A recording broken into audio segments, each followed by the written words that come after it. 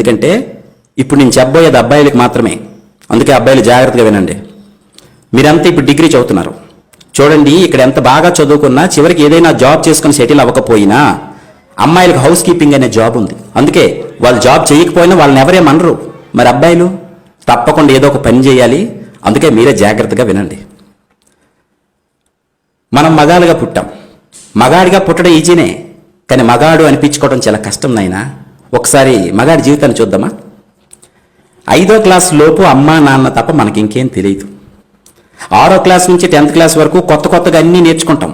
పుస్తకాల్లోని పాఠాలన్నీ చదివేసి మనమే గొప్పోడిగా ఫీల్ అయ్యి అమ్మా నాన్నకి ఏం తెలియదు అనుకుంటాం. నాన్నకంటే నేనే తెలివైన వాడిని అనుకుంటాం. ఇంటర్ డిగ్రీలు మరి చెప్పాల్సిన అవసరం లేదు. కుర్రోళ్ళం అయిపోయాం. కాలేజీలో అటెండరు, స్వీపరు, వాచ్మెన్ ఇలాంటి వాళ్ళని చూస్తే చాలా చీప్గా కనిపిస్తారు మన కళ్ళకి. ఇలాంటి పనులు మనం చస్తే చేయం అనుకుంటాం. జీతం లేదో పెద్ద పొడి చేస్తాం అనుకుంటాం. తీరా డిగ్రీ పూర్తి బయటకు వచ్చాక చేతిలో ఉద్యోగం లేక, సంపాదన లేక, బయటికి వెళ్ళి బ్రతకలేక సంపాదించడం ఎంత కష్టమో అప్పుడు తెలుసుకుంటాం.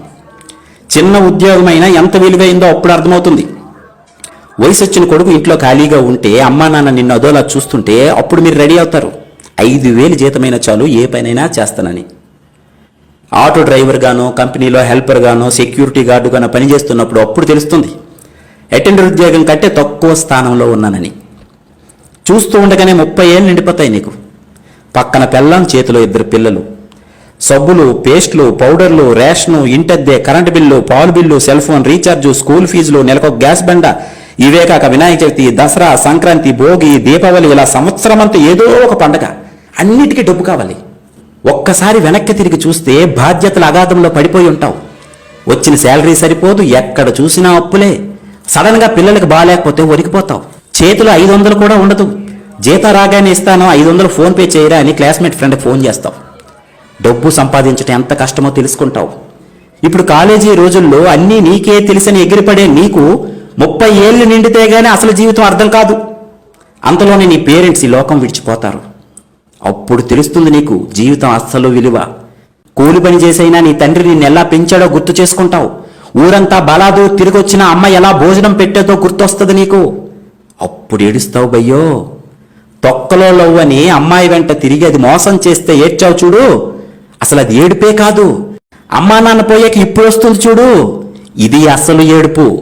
తెల్లారితే ఈఎంఐ కట్టాలి, అప్పులు వాళ్ళు ఫోన్ చేస్తుంటారు, సమాధానం చెప్పలేక ఫోన్ స్విచ్ ఆఫ్ చేసుకుని పడుకుంటావు. కానీ నిద్ర పట్టదు, ఇంట్లో కూరగాయలు ఉండవు.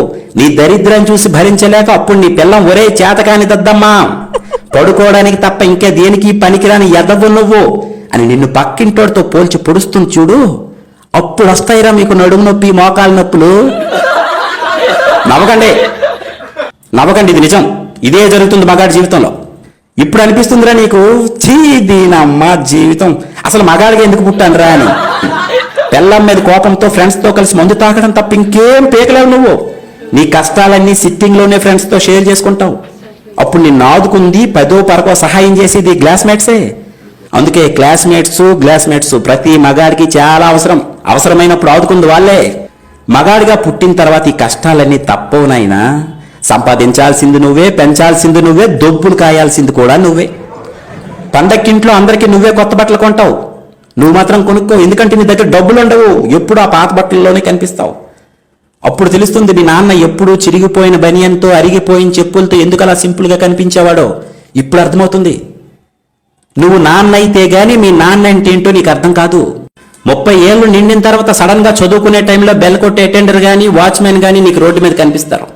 చిన్న ఉద్యోగమని, తక్కువ జీతమని హేళన చేసి నువ్వే ఈరోజు అతన్ని ఎంత ఆప్యంగా పలకరిస్తావో చూడు. నీకంటే అతను ఎన్ని రెట్లు గొప్పవాడో ఇప్పుడు నీకెవరో చెప్పాల్సిన అవసరం లేదనుకుంటా. కాలం అన్నింటికీ సైలెంట్గా సమాధానం ఇస్తుంది సోదరా. ఇది అర్థమైన రోజు నుండే నువ్వు బ్రతకడం ప్రారంభిస్తావు. ఇక నుండే నీ అసలు జీవితం మొదలవుతుంది. ఇవన్నీ ఏ క్లాసులోనూ మీకు నేర్పరు తమ్ముడు. ఇక నుండైన వయసులో పెద్దవాళ్ళైన మీ నాన్నని, అటెండర్ని, వాచ్మెన్ని తక్కువగా చూడటం మానేయండి. గౌరవించడం నేర్చుకోండి. God bless you all.